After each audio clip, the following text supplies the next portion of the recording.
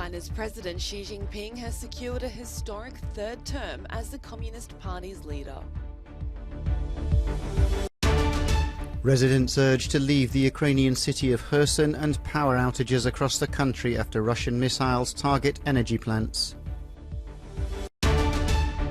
Tens of thousands attend a rally in Berlin in support of women-led protests in Iran over the death in custody of Mahsa Amini.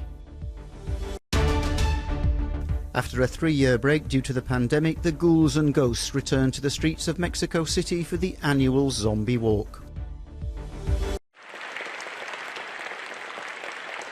China's President Xi Jinping is now all but certain to sail through to a third term as the country's leader.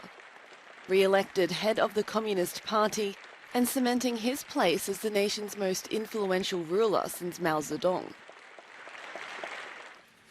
On behalf of the CPC New Central leadership, Xi says, "I wish to thank the whole party sincerely for the trust you have placed in us.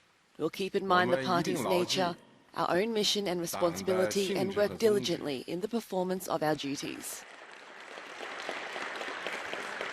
Appointing Xi as its General Secretary for a precedent-breaking 5-year term tilts the country decisively back towards one-man rule, after decades of power-sharing among its elites. The CCP also named a 7-member Politburo Standing Committee led by Xi, an inner circle of power dominated by the party's allies.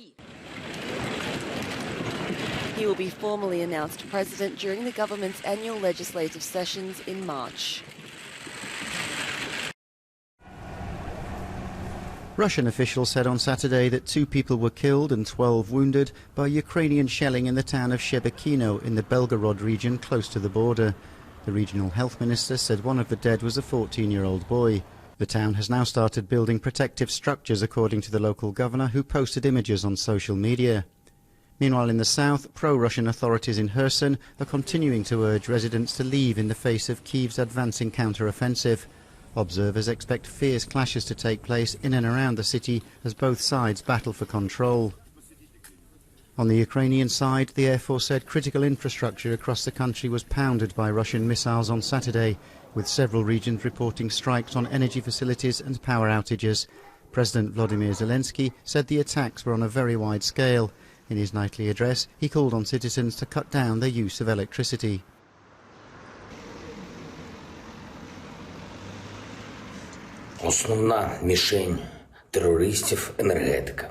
The main target for the Russian terrorists is energy. Therefore, please consume electricity even more consciously than before. The stability of our state energy industry depends on each city and district of Ukraine.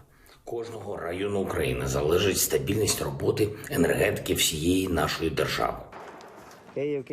General Staff of the Ukraine Armed Forces said Russian forces have been pushed out of more settlements in the Kherson region. Ukrainian forces are targeting resupply routes across a major river, while inching closer to a full-scale assault on the key city.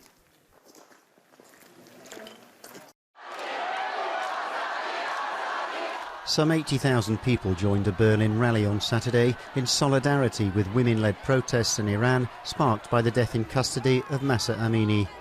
Some marchers at a rally organised by a women's collective brandished slogans such as "Women, Life, Freedom," some waving Kurdish flags, a reference to Amini's origins.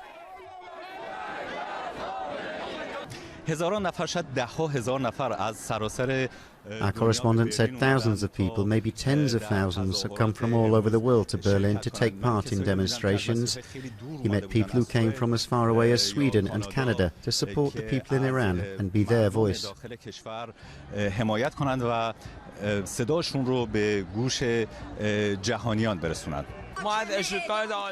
I came from Stuttgart, Germany, said one. It took us hours to get here just to tell our sisters and brothers, all of those on the streets of Iran, you're not alone. We're here, but our hearts are with you.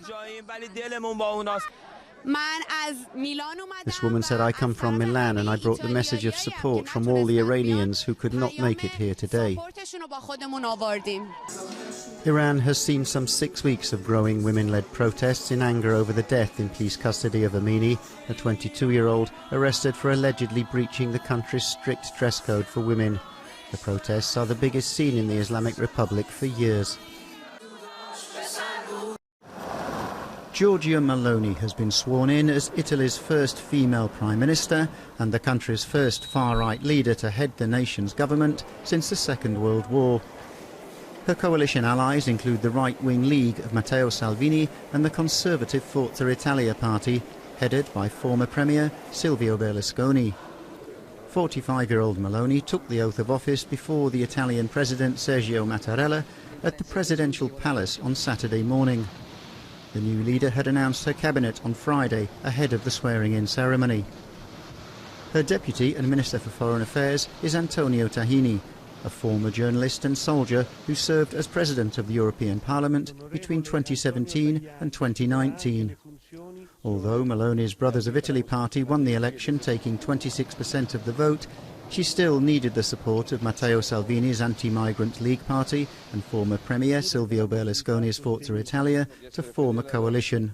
Their parties polled 8% of the vote each in the election that saw a record low turnout. And although they'll all be working together, there have already been tensions. Berlusconi and Salvini are long-time admirers of Russian President Vladimir Putin.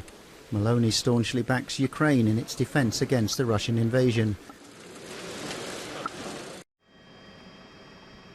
He's coming back from his holiday in the Caribbean, but could Boris Johnson also make a comeback to Downing Street as Prime Minister?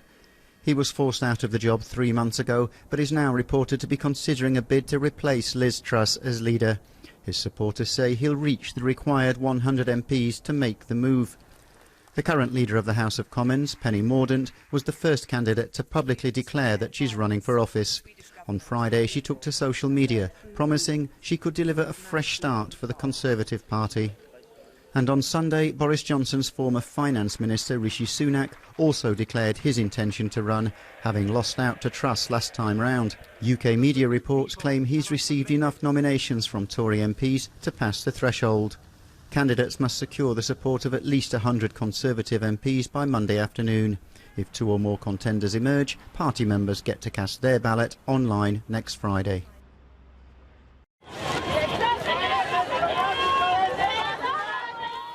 Thousands of Mexicans crowded the streets of the capital, Mexico City, for the annual zombie walk.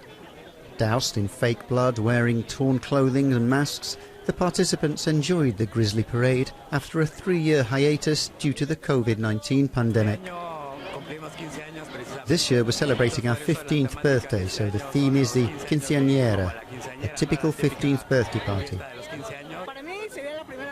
For me, this is the first march I've attended. We're here for the 15th birthday party of the pandemic zombie. The organisers asked walkers to bring food to donate to the global food banking network. Mexico's first zombie walk dates back to 2007, 4 years after the craze started in Toronto in 2003.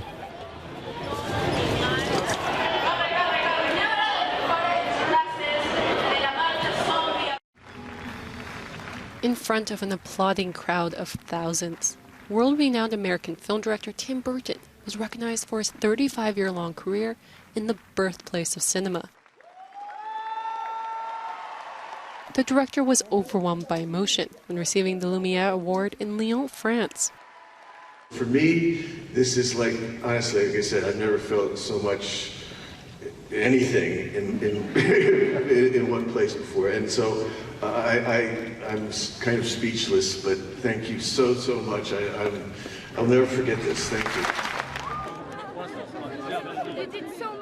He is best known for his fascination with Gothic fantasy and horror, and is the man behind cult classics such as Edward Scissorhands and Nightmare Before Christmas. Tim Burton likes to show monsters, likes to show things that are considered scary or repulsive to society, but he shows their sensitivity and their beauty, and so that's something that I really like in his films. It's poetry, and it's completely his own, and he really has a body of work that is very particular. You can see that he puts his heart behind it. You can feel all his feelings inside. Burton's last film was Dumbo, released in 2019. He is now transitioning to the small screen for an adaptation of the Addams Family called Wednesday, the name of the somewhat evil but lovable daughter in the original series.